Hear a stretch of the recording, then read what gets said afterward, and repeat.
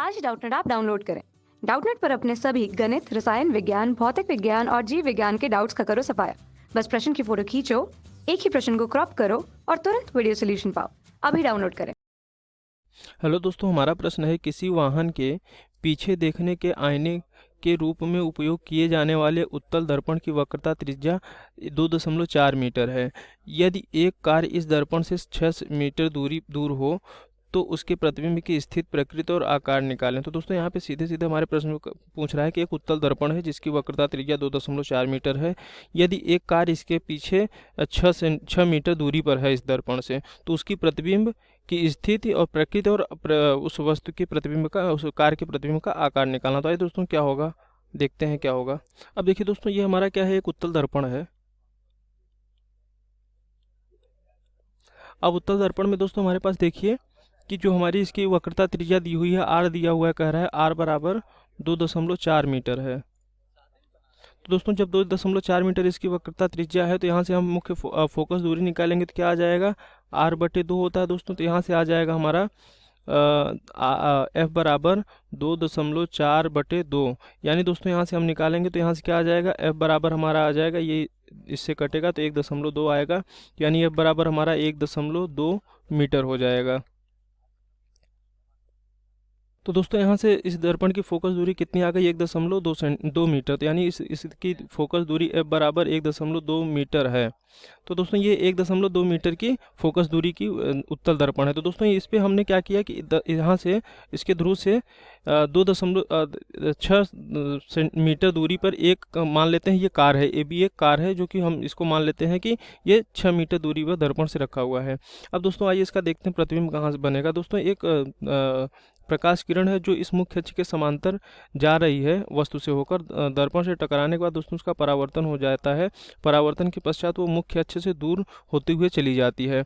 और दोस्तों उसको जब हम पीछे की ओर मिलाते हैं तो ऐसा प्रतीत होता है कि वो मुख्य फोकस से, उत्तल दर्पण के मुख्य फोकस से होकर आ रही है। दूसरी प्रकाश की किरण है दोस्तों जो वस्तु से होकर जा रही है और उसकी वक्रता केंद्र वाली लाइन पे होके उनकी ओर जा रही है। और दोस्तों जैसे ही अवतल दर्पण से टकराते इसका परावर्तन होता है तो वो उसी दिशा में चली जाती है। तो दोस्तों जब हम इसको पीछे की ओर मिलाते हैं तो ऐसा प्रतीत होता है कि दर्पण के वक्रता केंद्र से होकर ये प्रकाश किरण आ रही है। तो दोस्तों अब हम यहाँ पे, जहाँ पे ये दोनों आगे की ओर, तो ये दोनों एक दूसरे को प्रतिच्छेद करेंगे नहीं, क्योंकि ये एक दूसरे से फैलती हुई चली जा रही हैं। लेकिन जब दोस्तों इनको हम पीछे की ओर डैश डैश डैश करके मिलाते हैं तो ये दोनों एक दूसरे को दर्पण के ध्रुव तथा मुख्य फोकस के बीच में प्रतिच्छेदित करती हैं। तो जहाँ एक दूसरे को प्रतिच्छेदित करती हैं वहीं पे हमारा प्रतिबिंब दोस्तों इस कार का प्रतिबिंब बनेगा, जो कि a-b' है। तो दोस्तों आइए देखते हैं कि इस कार का प्रतिबिंब, कार की जो प्रतिबिंब है उसकी प्रकृति क्या क्या होगी। इसके बाद फिर हम देखेंगे कि उसकी स्थिति कहाँ पे होगी। तो यहाँ पे देखिए जो दोस्तों हमारी जो इसकी प्रतिबिंब बन रही है, वो दोनों प्रकाश की किरण एक दूसरे को वास्तव में नहीं काट रही हैं बल्कि काटती हुई आभास हो रही है। इसलिए कैसा बनेगा प्रतिबिंब, आभासी बनेगा। अब देखिए दोस्तों यहाँ पे जिस ओर हमारी वस्तु रखी गई है उसी ऊपर की ओर वस्तु है, ऊपर की ओर प्रतिबिंब बन रहा है। यानी प्रतिबिंब हमारा कैसा बन रहा है, इस वस्तु का सीधा बन रहा है।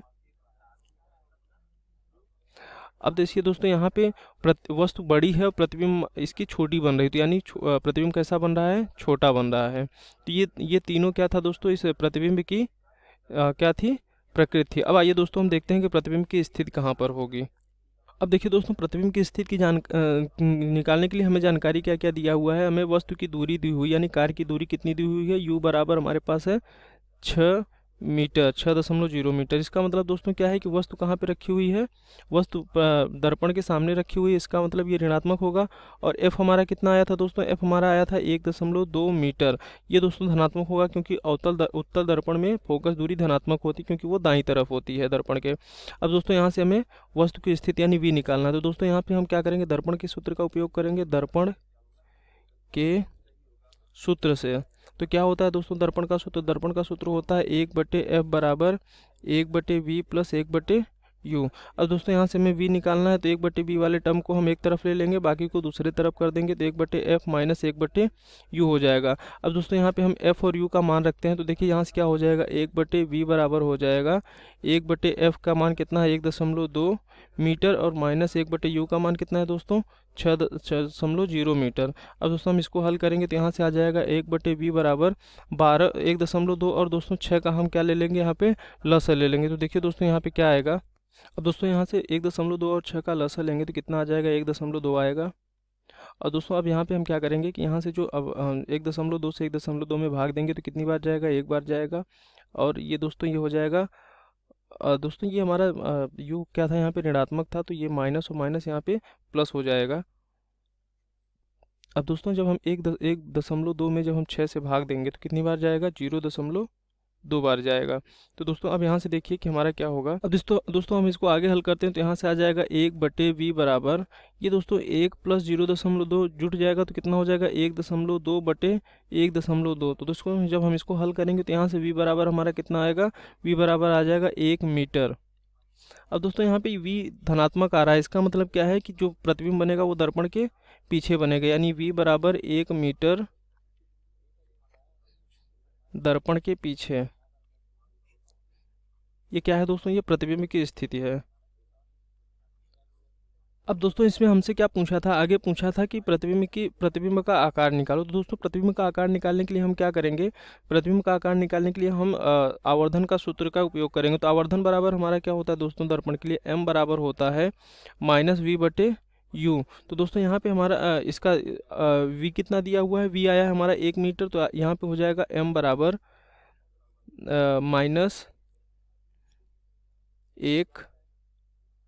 -1/u कितना दिया है दोस्तों, -6 मीटर दिया था। दोस्तों जब हम इसको हल करेंगे तो यहाँ से क्या आ जाएगा, ये 1/6 आ जाएगा, क्योंकि माइनस से माइनस कट जाएगा। तो दोस्तों अब देखिए दोस्तों हमारा यहाँ से m बराबर 1/6 आ गया। अब हम जानते हैं कि m बराबर होता क्या है, m बराबर होता है h प्रतिबिंब बटे h वस्तु, यानी प्रतिबिंब की ऊंचाई बटे वस्तु की ऊंचाई। अब दोस्तों यहाँ पे हम इसको क्या करेंगे, रख देंगे, तो यहाँ से आ जाएगा m बराबर 1/6 और प्रतिबिंब की ऊंचाई बटे वस्तु की ऊंचाई। तो हमें प्रतिबिंब की ऊंचाई निकालनी है, क्या है दोस्तों, h वस्तु हमारा है h वस्तु। तो दोस्तों अब देखिए यहाँ पे हमें तुलना करना है कि जो यहाँ पे h प्रतिबिंब आ रहा है और h वस्तु का जो अनुपात आ रहा है 1/6 आ रहा है। इसका मतलब क्या है दोस्तों कि जो इसकी प्रतिबिंब की जो ऊंचाई होगी वो कितना होगा, 1/6 गुणते वस्तु की ऊंचाई। तो इसका मतलब है दोस्तों कि जो इसकी प्रतिबिंब की ऊंचाई है वो वस्तु की ऊंचाई की 1/6 गुना है। तो इसका दोस्तों देख लेते हैं क्या होगा मतलब। तो इसका क्या मतलब है दोस्तों, प्रतिबिंब की ऊंचाई वस्तु की ऊंचाई की 1/6 गुना छोटी है। तो यही दोस्तों हमसे पूछा गया था। आशा करता हूँ दोस्तों आपको समझ में आया होगा। धन्यवाद। कक्षा 6वीं से 12वीं से लेकर नीट, IIT, JEE वो एडवांस के लेवल तक 1 करोड़ से ज्यादा छात्रों का भरोसा। आज ही डाउनलोड करें डाउटनेट ऐप या व्हाट्सएप करें अपने सारे डाउट्स 8400 400 400 पर।